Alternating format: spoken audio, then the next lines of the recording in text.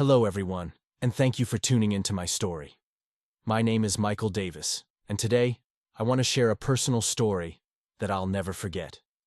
At 65 years old, I decided to take a leap of faith and meet someone new, a potential companion to share the next chapter of my life.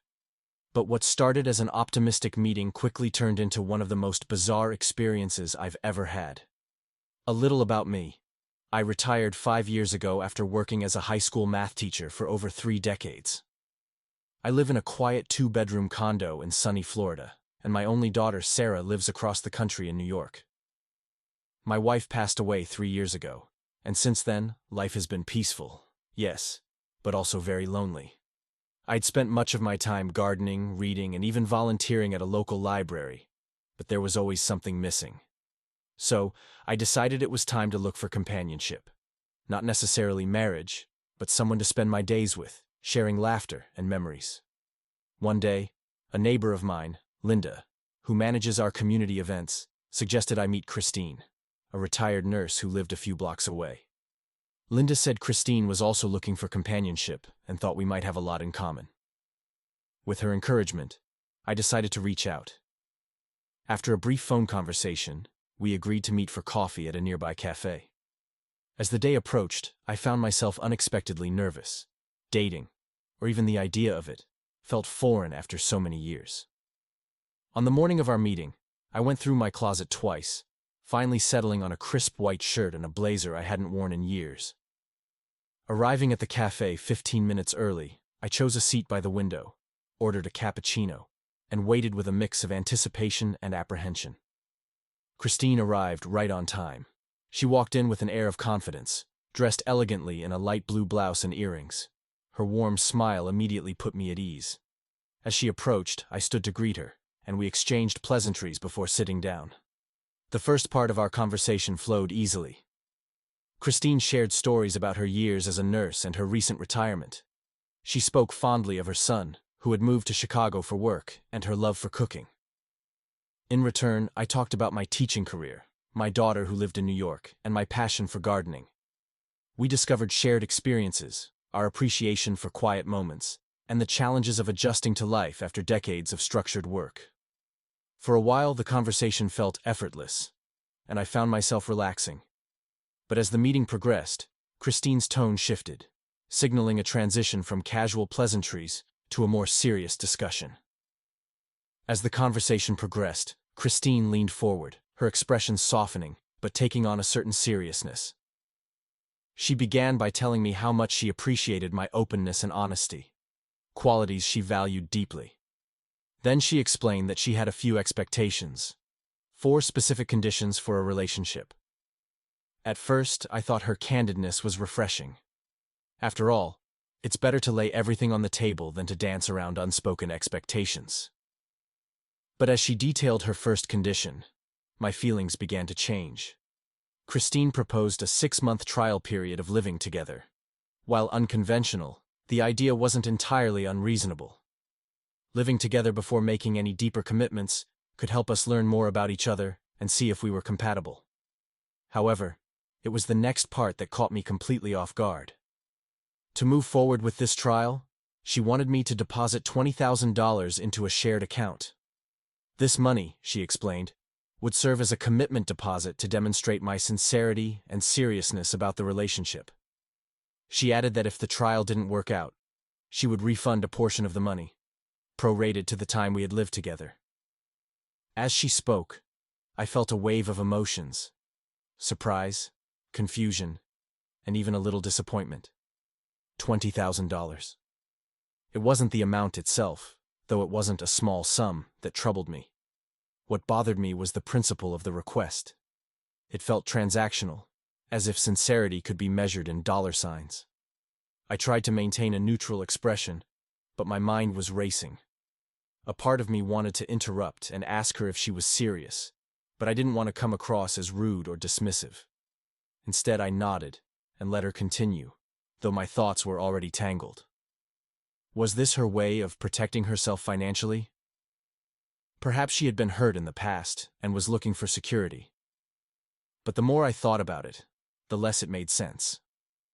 Relationships, especially at this stage of life, should be built on trust, mutual respect, and shared values, not financial deposits. I couldn't shake the feeling that her request turned what should have been an organic process into a business arrangement. What happened to simply getting to know each other over time, learning each other's quirks, and finding joy in shared experiences? This wasn't the kind of relationship I had imagined when I decided to step back into the world of dating. As Christine continued to explain her reasoning, I found myself trying to piece together what this condition revealed about her. Perhaps she had been burned in a past relationship, taken advantage of emotionally or financially, and this was her way of safeguarding against that happening again. But even if that were the case, it didn't change how I felt. The idea of starting a relationship with a financial transaction at its foundation felt wrong. It wasn't just the money, it was what the money represented. If trust and sincerity had to be proven through a deposit, what did that say about how she viewed relationships?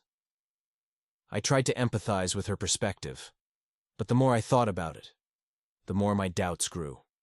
Relationships, especially at our age, should be about companionship and understanding, not about who can meet a list of demands. Despite my growing discomfort, I chose to let her finish without interruption. I didn't want to jump to conclusions or dismiss her outright. After all, I had agreed to meet her with an open mind. But as Christine moved on to describe her second condition, I found it increasingly difficult to imagine a future where these demands could be reconciled with my own values. Christine transitioned seamlessly into her next condition, clearly confident in her vision of what a relationship should entail.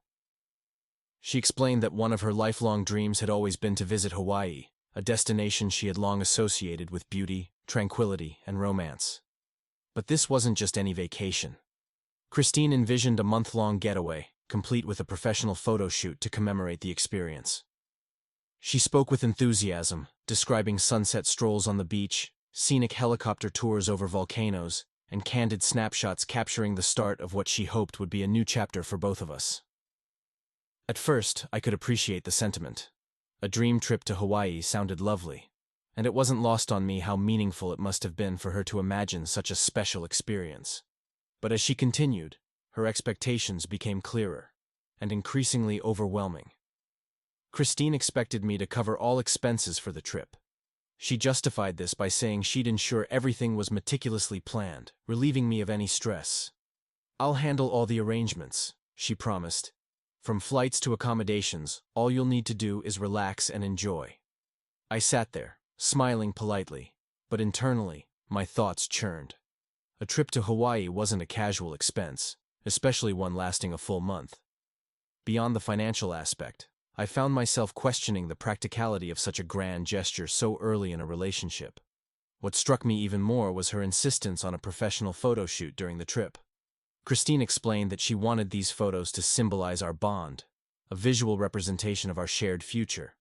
As touching as that might sound, the idea felt premature.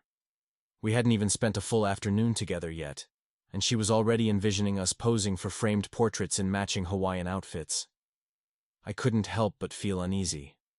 A trip of this magnitude wasn't just about money. It represented a level of intimacy and commitment that felt entirely out of sync with the early stage of our acquaintance. Relationships, at least to me, should progress naturally. This felt like skipping to the final act without even rehearsing the first scene. As Christine spoke, I tried to process what all of this might mean. Was her focus on grand gestures and elaborate plans a reflection of her personality, or was it something deeper? Perhaps she had spent much of her life putting others first, her career as a nurse, raising her son, and now felt it was her time to prioritize herself. While I could respect the idea of chasing dreams, the expectation that I would be the sole provider for such a trip felt unbalanced. It wasn't just about footing the bill. It was the implicit pressure to prove my worth through material means. I thought about the kind of companionship I was seeking, one built on shared values, mutual understanding, and simple joys. I wasn't looking for a relationship defined by extravagant gestures or financial obligations. The thought of starting something with this level of expectation left me feeling more uncertain than ever. As Christine transitioned into her third condition, I braced myself. By this point, I wasn't sure what to expect. but I knew I had to hear her out. Her third condition revolved around finances again. Christine explained that if the trial cohabitation went well and we decided to marry, she would expect full control over our household finances. Specifically, she wanted me to hand over my retirement income, which she would then manage. She described her reasoning in practical terms. As a retired nurse, she believed she had the organizational skills and discipline to handle financial matters more efficiently. Each month, she would allocate me a small allowance for personal expenses, ensuring that the rest of the money was used responsibly for shared needs and future planning. At first, I wasn't sure if she was joking. Surely she couldn't mean that I would lose control of my own money entirely. But her tone was serious, and her explanation left no room for doubt. Christine even added that if I overspent my allowance, I would have to make up for it by taking on additional household responsibilities, such as cleaning or cooking. While she framed this as a fair and practical arrangement, it felt infantilizing. By this point, I struggled to keep my composure. Christine's first condition had been surprising, her second overwhelming, but this one felt outright controlling. Handing over my hard-earned retirement income to someone I had just met felt not only unreasonable, but deeply unsettling. In my mind, marriage, or even cohabitation, at this stage of life should be about partnership. While one person might excel in certain areas, finances for instance, there should still be room for collaboration and autonomy. The idea of surrendering financial control entirely went against everything I believed in. I couldn't help but wonder, what kind of dynamic was Christine envisioning? Did she see a relationship as an opportunity to assert control? Or was this her way of creating a sense of security for herself? Either way, it didn't sit right with me. At this point, my instincts were screaming at me to end the conversation and politely excuse myself. Yet, I stayed, partly out of curiosity, and partly because I didn't want to seem impolite. Christine's confident demeanor made it clear that she believed these conditions were perfectly reasonable, and I didn't want to embarrass her by reacting too strongly. Still, a knot of unease settled in my stomach. The more I listened, the more I realized that Christine's vision for a relationship was worlds apart from my own. As Christine began outlining her final condition, I could feel my patience wearing thin. Though I did my best to remain polite and attentive, she explained that even if we moved in together or got married, she would require us to maintain completely separate bedrooms. She elaborated that after over a decade of living on her own following her divorce, she had grown accustomed to having her own space. Sharing a room or a bed, she claimed, would disrupt her sleep and make her feel crowded. Christine added that this arrangement wasn't negotiable and, in her view, was a necessary aspect of maintaining personal boundaries and independence. At first, I tried to see things from her perspective. Having separate rooms wasn't entirely uncommon, especially for older couples, and it could even have its advantages. But given the context of her previous conditions, this request only added to my growing concerns. What struck me most wasn't the condition itself, but the rigid and transactional nature of all her demands. There was little room for compromise, and each condition seemed designed to benefit her without much regard for how I might feel. As Christine finished explaining her 4 conditions, I realized how disconnected her vision of a relationship was from my own. I had come into this meeting hoping to find a genuine connection. Someone to share quiet moments, mutual respect, and the simple joys of life with. Instead, I found myself listening to a detailed list of requirements that made me feel more like a business partner than a potential companion.